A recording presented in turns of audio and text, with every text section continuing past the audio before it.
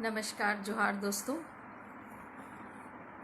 मैं प्रिया मुंडा आप सबके सामने एक बार फिर से उपस्थित। विषय तो मैंने आप लोगों को दिया ही था, धरती आबा बिरसा मुंडा जी के बारे में। मैं कुछ उनके वंशजों के बारे में कुछ बातचीत करने आई हूँ। आप मेरे टाइमलाइन में कल से देख रहे होंगे।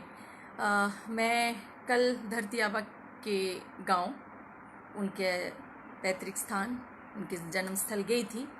वहाँ के विषय में बहुत सारी चीज़ें जो मुझे बहुत वो मैंने आपसे वीडियो के माध्यम से शेयर किया है। आज कुछ विचार भी आपके साथ शेयर करूँगी।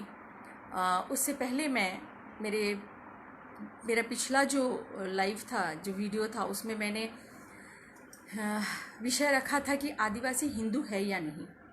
तो उसमें मैंने साबित किया था कि आदिवासी किस तरह से हिंदू है, ये मैंने वहाँ पे बात रखी थी।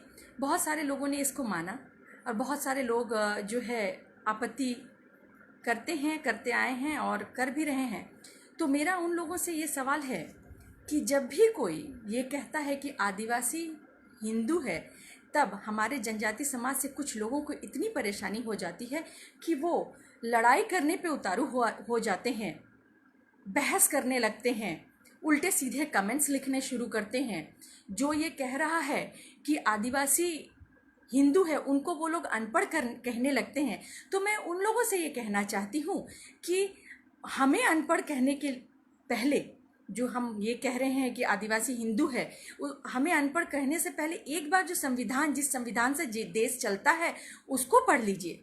क्योंकि कोई अगर सोशल मीडिया में आके ये बात कह रहा है तो उसने यूं ही ऐसे ही तो कह नहीं दिया कि ज़रूर कहीं ना कहीं कुछ ना कुछ पढ़ा होगा, कोई ना कोई प्रूफ मिला होगा, तब बात की है। तो और इसका आगे ये कहूँगी मैं कि जिन लोगों को ये आपत्ति है कि आदिवासी हिंदू नहीं है, उन लोगों से मैं ये पूछना चाहती हूँ, अगर आदिवासी हिंदू नहीं है तो आदिवासी ईसाई भी नहीं है। आप लोगों ने कभी इस विषय में बात नहीं की कि आदिवासी अगर हिंदू नहीं है तो आदिवासी ईसाई कैसे है।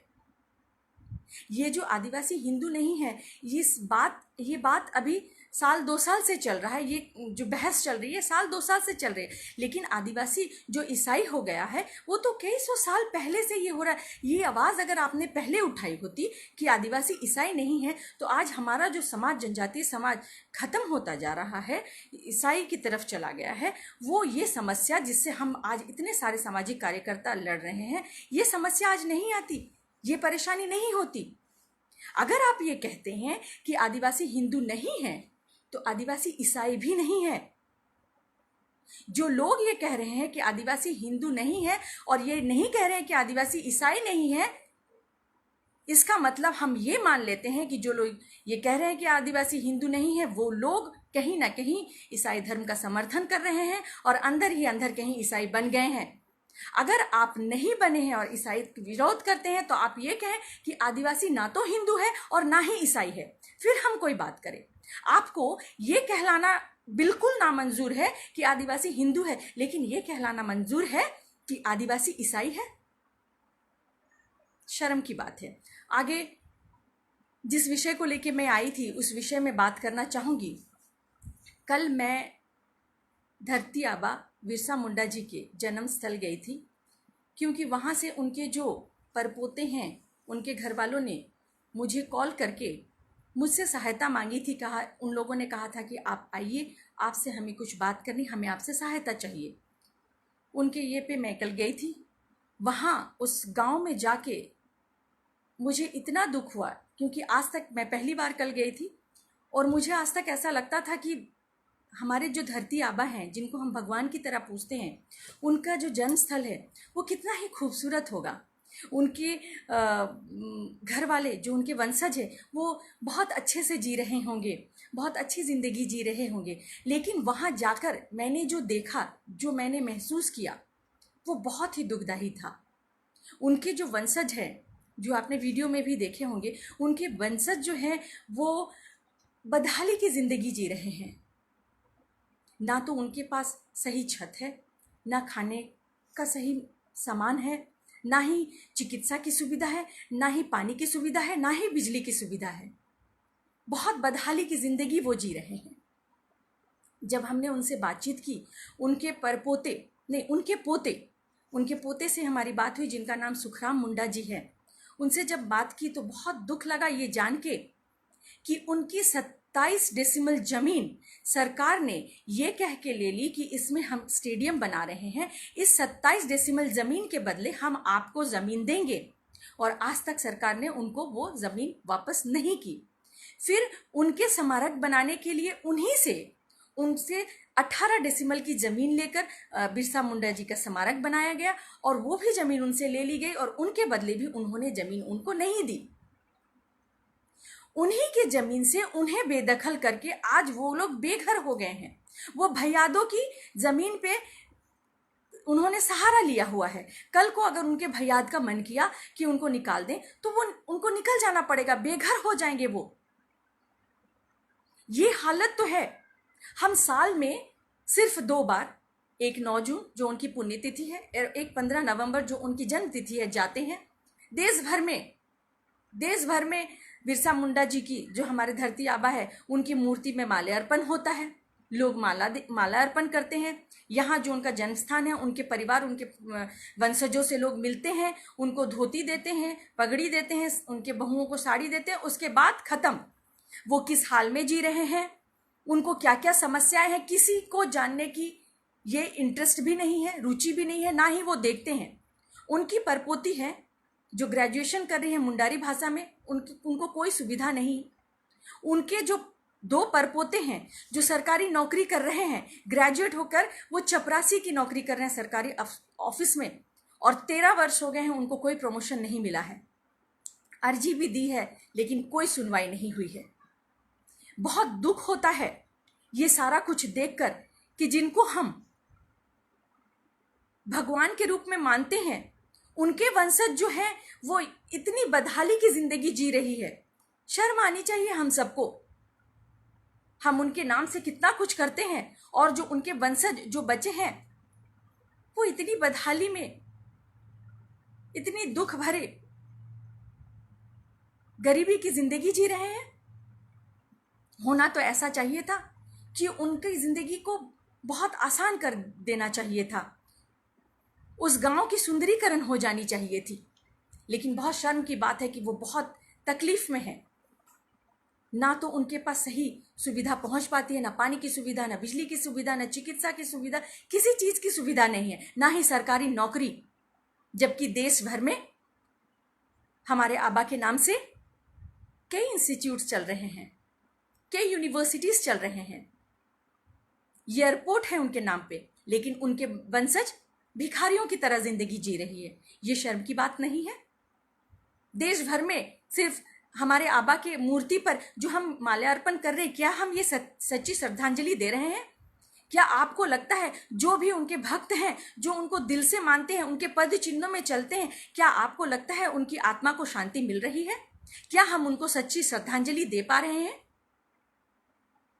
मैं आज इस लाइव के माध्यम से राज्य सरकार, केंद्र सरकार और देश के हर एक सामाजिक संगठन से, उनके परिवार की तरफ से कुछ मांग करना चाहती हूं। कुछ मांग राज्य सरकार, केंद्र सरकार से मैं करना चाहती हूं।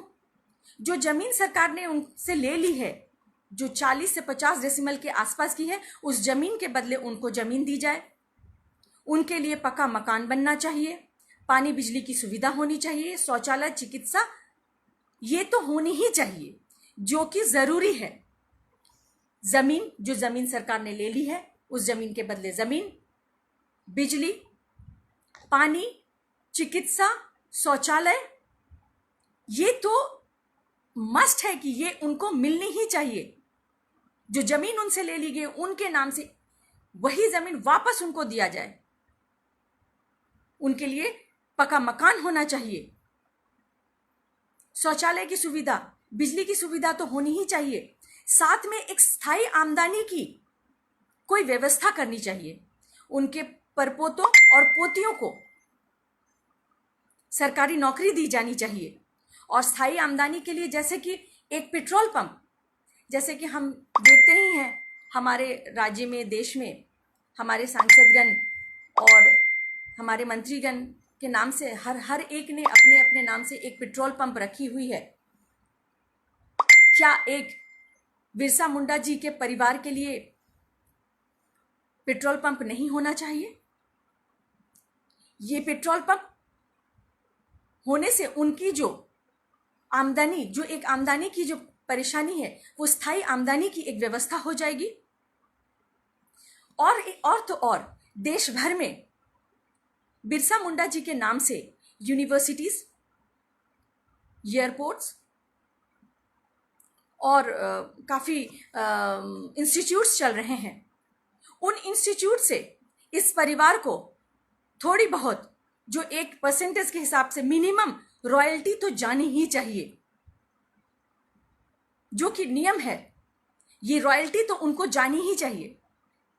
मैं देश भर के अपने सब भाइयों से ये पूछना चाहती हूं कि हमारे धरती आबा जो एक क्रांतिकारी थे, इन्होंने उस समय जिस समय की सही साधन नहीं था उनके पास में, 1800 शताब्दी में, आप सोच सकते हैं उस समय ना साधन था, ना कम्युनिकेशन था, ना उस तरह के औजार थे, ना उस तरह के अस्त्र थे, ना वैसे कोई हथियार थे। उस समय में हमारे धरती आबा ने अंग्रेजों से लोहा लिया था, जो कि उनके पास काफी सैनिक थे, उनके पास दिमाग था। सारी सुविधाएं होने के बाद उन्होंने हिम्मत करके अंग्रेजों के खिलाफ आंदोलन छेड़ दी थी। उस क्रांतिकारी के गांव का सुंदरीकरण होना नहीं चाहिए? ये एक ऐतिहासिक स्थान है। बिरसा मुंडा जी, हमारे धरती आबा का जो गांव है वो एक ऐतिहासिक स्थान है। उसकी सुंदरीकरण होनी चाहिए कि नहीं होनी चाहिए? हम उनके नाम से पार्क बनाते हैं, उनकी सुंदरीकरण करते हैं, हम एयरपोर्ट की सुंदरीकरण करते हैं, हम यूनिवर्सिटीज की सुंदरीकरण करते हैं, उनके नाम से जो जेल बने हुए हैं, कारागार बने, उनकी सुंदरीकरण, उनको ये करते हैं, करोड़ों रुपए इसमें खर्च करते हैं। लेकिन जिस धरती से, जहां से उन्होंने अंग्रेजों के खिलाफ आंदोलन शुरू किया था, उस गांव को क्यों नहीं बदला जा रहा है? उसकी सुंदरीकरण क्यों नहीं की जा रही है? मैं अपने सब भाइयों से पूछना चाहती हूं, क्या जो मैंने यहां पे उनके परिवार के तरफ से मैंने जो मांग रखी है, क्या वो जायज नहीं है? मैं फिर से एक बार कहना चाहूंगी, केंद्र सरकार को, राज्य सरकार को और सारे सामाजिक संगठनों को यह कहना चाहूंगी, उनके परिवार के तरफ से अनुरोध करना चाहूंगी कि जो जमीन उनसे ले ली गई है वो जमीन दे दी जाए, शौचालय की व्यवस्था की जाए, उस गांव का सुंदरीकरण किया जाए, उनके परिवार वालों को पक्का मकान दिया जाए, उनके परपोतों को सरकारी नौकरी दी जाए, उनके नाम से एक पेट्रोल पंप खोल दी जाए, जो कि बहुत मुश्किल नहीं है, क्योंकि हमारे हर सांसद और हर विधायक के घर में एक एक पेट्रोल पंप है। तो क्यों नहीं हमारे धरती आबा के वंशजों के लिए भी एक पेट्रोल पंप की सुविधा की जाए? मैं ये मांग बिरसा मुंडा जी के, जो हमारे धरती आबा है, उनके परिवार की तरफ से ये मांग केंद्र सरकार और राज्य सरकार के पास रखती हूं।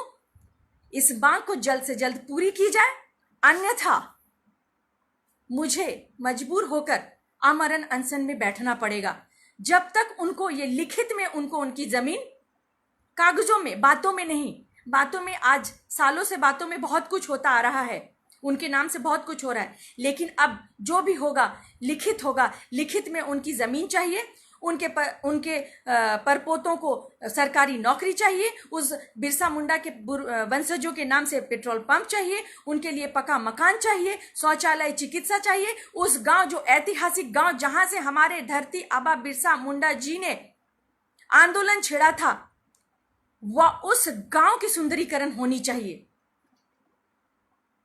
दोस्तों, हम हमेशा शिकायत करते हैं कि हमारा आधे से ज्यादा जनजाति जो है मिशनरियों के चपेट में आ रहा है।